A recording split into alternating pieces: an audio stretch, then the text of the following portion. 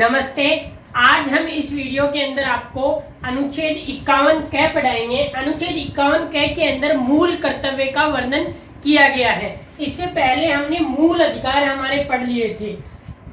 भाग 3 के अंदर हमें जो मूल अधिकार प्राप्त है कि ये तो हमारे हैं, इनको तो कोई भी सरकार बर्खास्त नहीं कर सकती।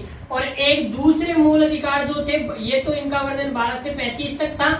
और भाग 4 में जो हमारे मूल अधिकार है जिन्हें directive principles of state policies कहा जाता है, राज्य की नीति निर्देशक तत्व है, वो थे भाग 4 के अंदर। इनका वर्णन जो था वो था 36 से 51 तक।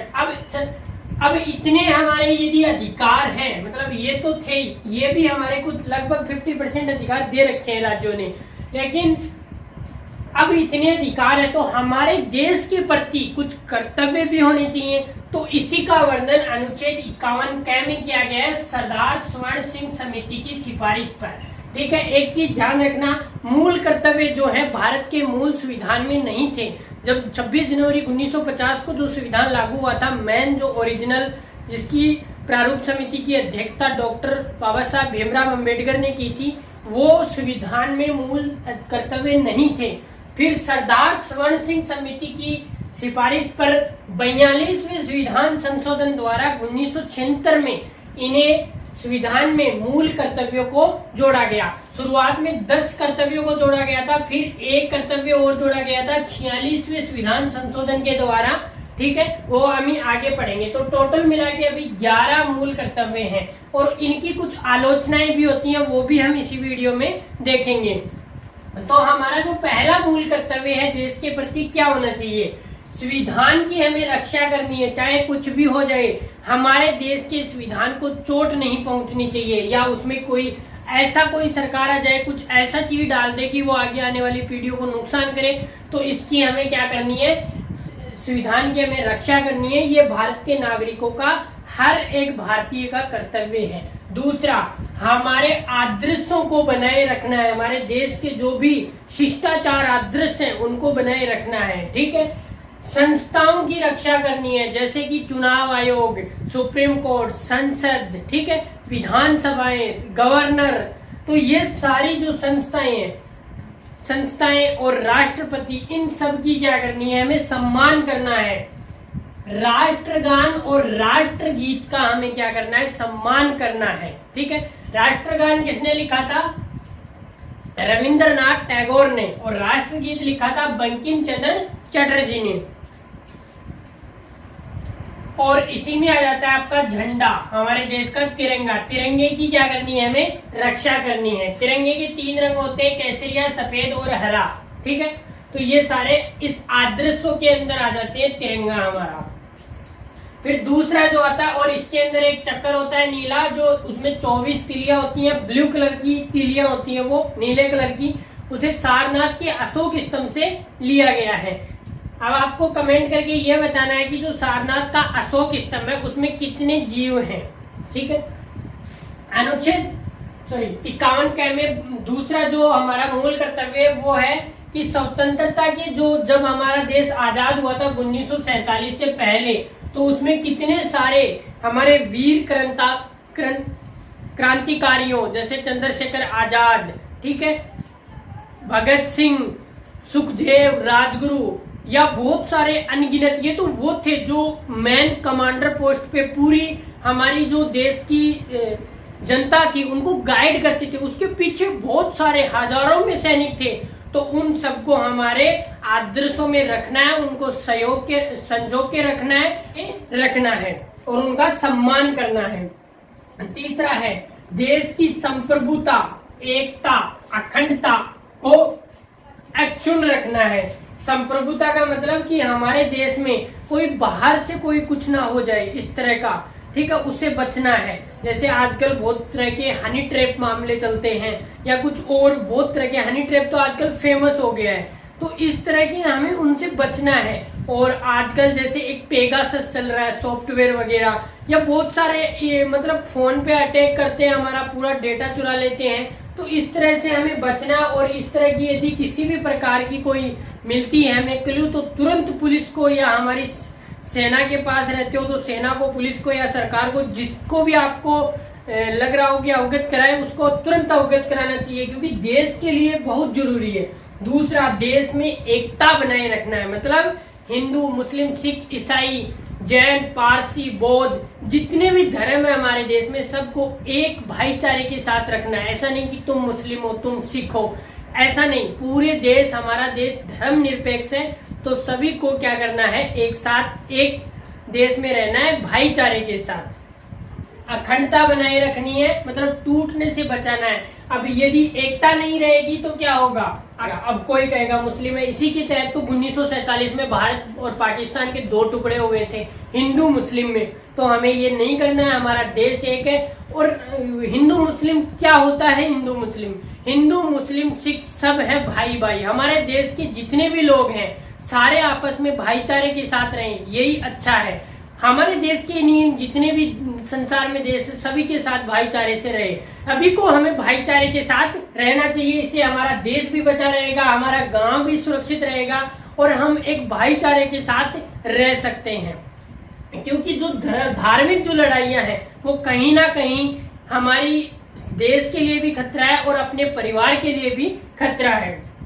इसको क्या करेंगे? अक्षुण्ण मतलब हम सभी का पालन करेंगे, देश की रक्षा करेंगे। मतलब यदि कोई किसी प्रकार का, जैसे यहाँ पे देखा संप्रभुता की कोई बाहरी अटैक हो गया, तो उससे बचने के लिए सरकार को इन्फॉर्म करेंगे, या सेना को, या किसी पुलिस अफसर को, पुलिस को मतलब करेंगे इन्फॉर्म, तो देश की रक्षा करेंगे। और कभी यदि आह्वान किया जाता है देश की संसद द्वारा या देश के प्रधानमंत्री, राष्ट्रपति के द्वारा कि आइए देश की सेवा कीजिए, आपकी जरूरत है इस देश को, तो उस समय हम तत्पर रहने चाहिए कि देश की सेवा करनी है। जैसे अभी सबसे लेटेस्ट एग्जांपल है कि जैसे कोरोना वायरस के दौरान कई सारे जो श्रमिक थे वो अपने घरों में, अब कई ऐसे लोग हैं हमारे देश में जो रोज कमाते हैं, रोज खाते हैं, अब उनके पास खाने के लिए पैसे नहीं थे क्योंकि रोजगार बंद हो गया था।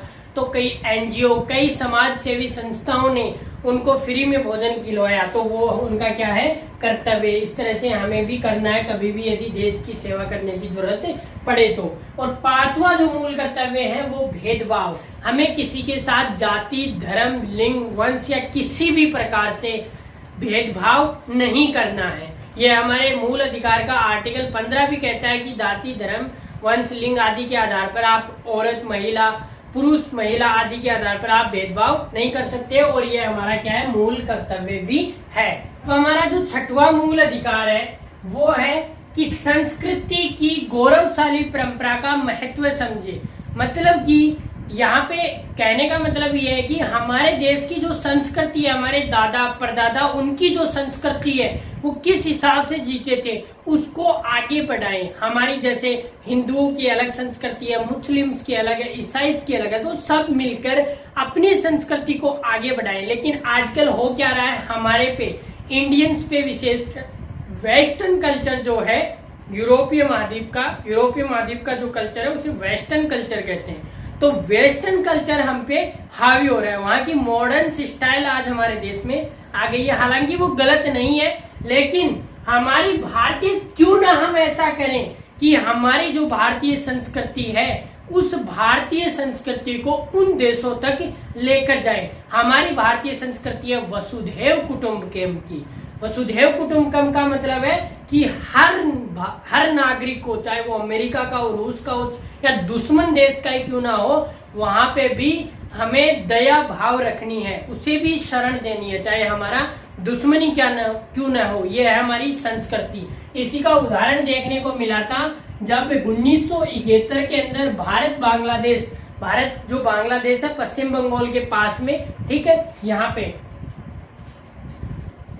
वैसे आप मैप में देखना उसमें बांग्लादेश है नीचे, पश्चिम बंगाल के पास में। और अभी का जो पाकिस्तान है, ये था पश्चिमी पाकिस्तान, वो था पूर्वी पाकिस्तान, जो इसमें युद्ध हुआ था। तो 1971 के अंदर पाकिस्तान के 97,000 फौजियों को किसने पकड़ लिया था? भारत ने। तो लेकिन ये हमारी संस्कृति है कि उन 97, अब चीन पकड़ ले किसी के फौजियों को छोड़ेगा नहीं, या कोई और देश, लेकिन हमारे देश के दया भाव दिखाते हुए हमारे देश ने उन फौजियों को छोड़ दिया। तो हमें हमारी संस्कृति को आगे बढ़ाना है, ना कि बाहरी संस्कृति को यहाँ हावी होने देना है। उल्टा हमें अपनी संस्कृति को उनपे हावी करवाना है। ठीक है। और सातवां जो मूल कर्तव्य है वो है कि हमें पर्यावरण के प्रति, जीव, नदी, झील या किसी प्राणी मात्र के प्रति दया भाव दिखानी है। ऐसे नहीं कि कोई जीव आया उसे मार दिया, उनके प्रति क्या दिखानी है, दया मात्र, और ज्यादा से ज्यादा पर्यावरण को बचाना है। यह हमारा मूल कर्तव्य है। आठवां जो मूल कर्तव्य है वो है कि हमारी जो सोच है, मानवीय जो सोच है, उसको नेगेटिव ना लेके हमें एक वैज्ञानिक दृष्टिकोण से सोचना चाहिए, वैज्ञानिक दृष्टिकोण से सोचना चाहिए और ज्ञानार्जन, ज्ञान को अर्जित करते रहना चाहिए। ज्यादा से ज्यादा क्या करना चाहिए, ज्ञान को अर्जित करना चाहिए और मानववाद होना चाहिए। यानी कि ऐसा नहीं कि एक मानव यहाँ पे ज्यादा ऊपर पहुंच गया तो दूसरे मानव से कैसे भी करके उसे वापस गिराए, ऐसा नहीं करना चाहिए। मान लो कि ये कोई मानव है, ये इतना ऊपर चला गया, मान लो कि ये IAS बन गया है, अब दूसरा यहाँ पे है कोई, ठीक है, इसके और इसके द्वंद्व चलता है, लड़ाई, लेकिन ये थोड़ा मतलब अपनी रोजगार करता है, कोई भी मान लो, ठीक है। अब ये यदि द्वंद्व करेगा तो ये क्या करेगा, इसको कैसे भी नीचे लाए हम, जबकि हमें सोच रखनी चाहिए मानववाद, मतलब इसके ऊपर जाना चाहिए, बराबर, मतलब इससे ऊपर। ये IAS बना तो हमें PM बना है देश का, ठीक है। कुछ भी पॉसिबल है, PM की एक पोस्ट है लेकिन पॉसिबल है, हम उसको ले सकते हैं, तो हमें इससे ऊपर की पोस्ट रखना चाहिए, कंपटीशन रखना चाहिए, तभी हमारा देश क्या करेगा, आगे प्रगति करेगा। फिर 9th में है सामाजिक संपत्ति और हिंसा, जो सामाजिक नहीं,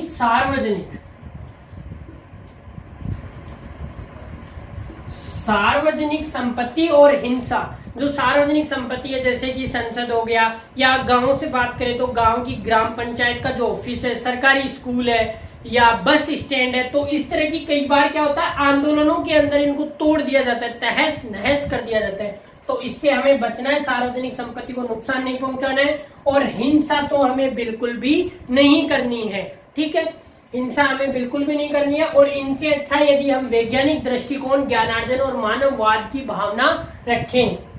10वां जो है वो है कि हमेशा हमें प्रगति करना चाहिए। आज यदि देश के 130 करोड़ नागरिक हैं, यदि एक नागरिक प्रगति करता है तो पूरा देश प्रगति करता है, ठीक है।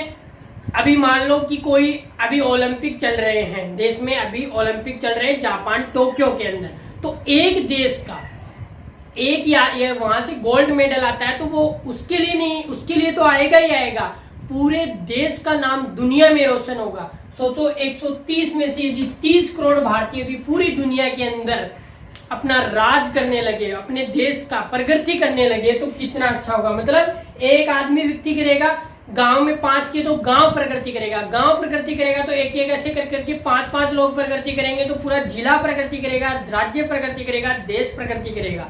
तो इस तरह हमारे देश को एक ऊंचाइयों पे लेकर जाना है। और हिंसा, इस तरह की हिंसा, किसी को नीचा दिखाना, इस तरह की प्रवृत्ति से हमें त्यागना है और अपने आप को ऊपर प्रोग्रेस करवानी है। और एक 11वां मूल कर्तव्य है, इसे 86वें संविधान संशोधन के द्वारा 2002 में जोड़ा गया था। 6 से 11 वर्ष के बच्चों की, आपने पढ़ा होगा, तो हमने पढ़ा था अनुच्छेद 21 के अंदर, ठीक है, क्या पढ़ा था कि वहां पे शिक्षा का अधिकार होगा। 6 से 14 वर्ष की आयु तक के बच्चों को राज्य क्या करेगा, शिक्षा मुफ्त में देगा। तो यहाँ पे हमने वहां पे ये कहा था कि ये मूल कर्तव्य में पढ़ेंगे, तो वहां पे सरकार दे रही है, तो नागरिक का भी तो मूल कर्तव्य होना चाहिए कि हर भारतीय अपने बच्चों को स्कूल में भेजे। यदि स्कूल ही नहीं भेजेंगे तो राज्य उनको पढ़ाएंगे कैसे।